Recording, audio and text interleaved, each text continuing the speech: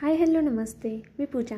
मी आणि बरंच काही या यूट्यूब चॅनलवर तुम्हा सगळ्यांचंच अगदी मनापासून स्वागत करते. आज आपण टिफिनसाठी कारलं पाहणार आहोत कसं करायचं. खूप जास्त झटपट होणारी रेसिपी आहे. अगदी कमी वेळेमध्ये आणि खूपच कमी साहित्यात तयार होते ही रेसिपी. आपण बऱ्याच वेळा खूप वेगवेगळ्या पद्धतीने कारलं करत असतो आणि ते कडू होऊ नये म्हणून सुद्धा बरेचसे प्रयत्नसुद्धा करत असतो.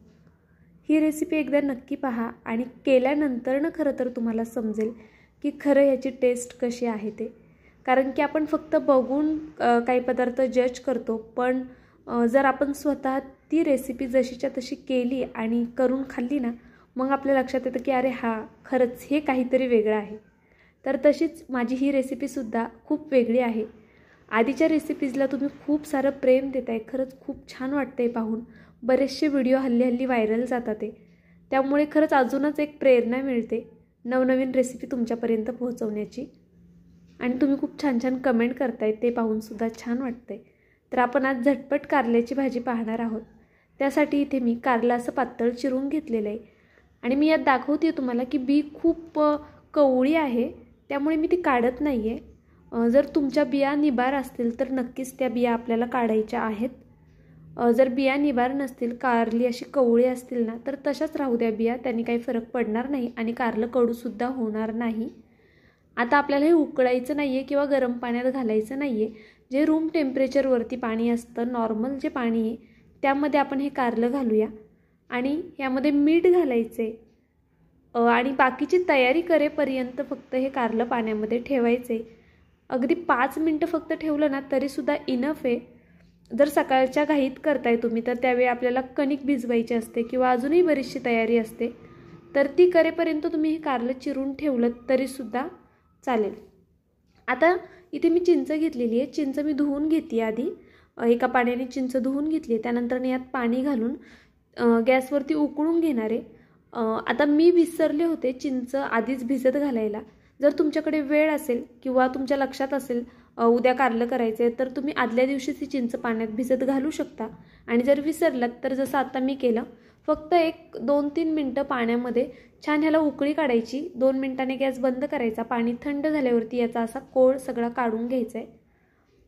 तर अशा पद्धतीने तुम्ही करू शकता. चिंच जर तुम्हाला जास्त वाटत असेल तर तुम्ही चिंचेचं प्रमाण कमी घेतलं तरीसुद्धा चालणार आहे. शक्यतो कारलं थोडंसं आंबट गोड छान लागतं, त्यामुळे मी चिंच जास्त वापरली आहे. आणि आपण यामध्ये टोमॅटोचा अजिबात वापर करणार नाही आहोत, त्यामुळे चिंच थोडी जास्त घेतलेली आहे.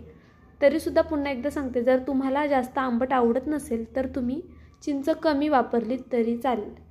आता ही छान अशी आपण गाळून घेऊया. म्हणजे यामध्ये बारीक बारीक कचरा असतो किंवा त्याच्या शिरा असतात, तर ते सगळं निघून यायला मदत होते. त्यामुळे असं छान हातानेच हे करून मी गाळून घेते. तुम्ही हवं तर चमच्याने सुद्धा असं फिरवून त्याला व्यवस्थित असं गाळून घेऊ शकता. तर आता हे संपूर्ण मी छान अशा पद्धतीनेच गाळून घेतलेलं आहे. हा जो राहिलेला चोथा आहे त्याचा काहीही वापर नाही करणार आहे आपण, तो टाकून द्यायचा आहे. आणि एवढा कोळ पुरेसा आहे 2 कारल्यांसाठी. ही भाजी मी 2 ते 3 माणसांच्या अंदाजे करते आहे, तर तुमच्या घरामध्ये किती माणसं आहेत त्यानुसार तुम्ही कारली घेऊ शकता. आता इथे कढई ठेवली आहे. खूप सोपी रेसिपी आहे आणि अगदी झटपट होणारी सुद्धा आहे. अगदी कमी साहित्यात तयार होणार. नवीन असेल तर नक्कीच सबस्क्राईब करा आणि व्हिडिओला लाईक केलं नसेल अजूनही तर व्हिडिओ आवडल्यावर नक्की एक लाईक करा. कुठून पाहताय ते कमेंट करून कळवायला विसरू नका. आता इथे कढईमध्ये तेल टाकून घेतलं आहे. तेल मी 1.5 चमचा घेतलेला आहे. तुम्ही तुमच्या अंदाजे तेल घाला.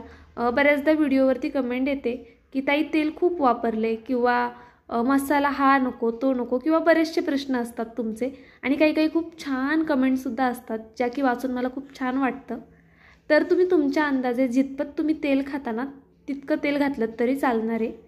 आता आमच्याकडे थोडंसं चमचमीत लागतं म्हणून मी तेल थोडं जास्त वापरते. जिरं मोहरी घालायची, ती छान तडतडली की कढीपत्ता घालायचा, त्यानंतरनं हिंग घालायचे आपल्याला आणि सगळे कोरडे मसाले आत्ता घालून घ्यायचेत. मी चमच्यावरती घालते कारण की तेल तापलेलं आहे त्यामुळे. तर आता इथे धना पावडर घातलेली आहे मी. त्यानंतरनं हळद घालूया. मसालेसुद्धा खूप बेसिक आहेत. त्यानंतरनं आपल्याला बेडगी मिरची पावडर घालायची आहे आणि शेवटी लाल तिखट घालायचं आहे. एवढेच मसाले घालणार आहे मी, बाकी काहीही घालायची गरज नाही आहे याला. आणि कसलंही वाटण नाही आहे किंवा कांदा वगैरे नाही आहे. तरीसुद्धा ही भाजी खूप चमचमीत होते. ती कशी ते तुम्हाला पुढे समजेल, त्यामुळे व्हिडिओ संपूर्ण पहा. मसाला तेलामध्ये मिक्स करून घेतला की लगेचच जे आपण धुवून ठेवलेलं कारलं होतं ना मिठाच्या पाण्यामध्ये, ते पाणी काढून टाकायचं. एका पाण्याने पुन्हा कारलं धुवून घ्यायचं आणि ते कारलं यामध्ये घालायचे. पाणी निथळून घालायचे. कारल्यामध्ये पाणी घालायची अजिबात गरज नाही. आता हे व्यवस्थित छान एकजीव करून घेऊया आपण. आधी छान असं मिक्स करून घ्यायचं आहे आधी आपल्याला कारलं. आणि लक्षात घ्या, कधीही कोणत्याही कारल्याची भाजी करताना शक्यतो झाकण ठेवायचं नाही. आपण जे भरली कारली करतो कुकरला त्याला झाकण ठेवतो, पण ज्यावेळेस आपण सुक्की भाजी करतोय ना अशी कढईत वगैरे, तर शक्यतो झाकण नाही ठेवायचं. बिना झाकणाचंच कारलं शिजवायचं, म्हणजे मग ते कडू होत नाही. ही खूप महत्त्वाची टीप आहे.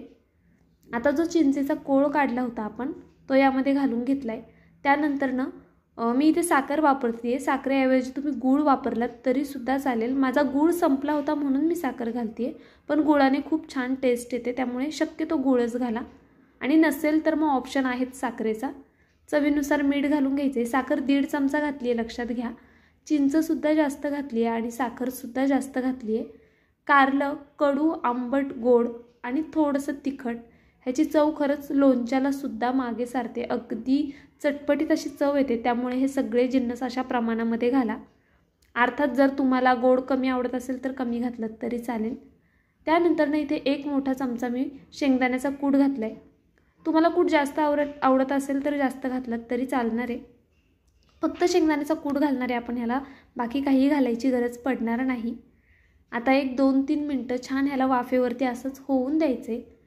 कारलं पातळ चिरलेलं आहे, त्यामुळे ते खूप पटकनी शिजतं. 3 ते 4 मिनटामध्ये ते व्यवस्थित शिजलं जातं. पण लक्षात घ्या, पुन्हा एकदा सांगते मी, कारल्यावरती झाकण ठेवायचं नाही. जर झाकण ठेवून शिजवलं तर तुमचं कारलं कडू होणार, आणि जर झाकण न ठेवता शिजवलं तर त्याचा कडवटपणा 90% कमी होणार. याची मी तुम्हाला गॅरंटी देते.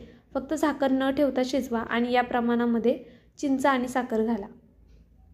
तर आता पाहूया आपण कारलं शिजलं आहे का. चमच्याने मी चेक करत होते, पण चमच्याने नीटसं कळत नाही कारलं आपलं शिजलेलं होतं.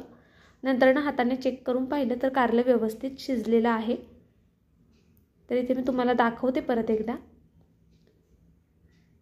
जर भाजी करण्याची पद्धत तुम्हाला आवडली असेल तर नक्कीच व्हिडिओला एक लाईक करा. नवीन असाल तर सबस्क्राईब करा आणि बेल आयकॉनसुद्धा प्रेस करा. त्याचबरोबर तुम्ही व्हिडिओ कुठून पाहताय ते मला नक्की कमेंट करून कळवत जा, कारण की खूप लांब व्हिडिओ पाहताय. सिमला मिरचीच्या भाजीला माझ्या एवढ्या भरभरून कमेंट आल्यात आणि एवढ्या छान आल्यात, आणि त्यावरनं समजतं तुम्ही नक्की कुठून व्हिडिओ पाहताय. आणि खरंच खूप छान वाटतं ज्यावेळेस मी तुमच्या कमेंट वाचत असते. शेवटी भरपूर कोथिंबीर टाकायची. कोथिंबीरऐवजी कसुरी मेथी वापरली तरी चालेल. व्हिडिओ संपूर्ण पाहिलात त्याबद्दल मनापासून धन्यवाद. Thank you so much.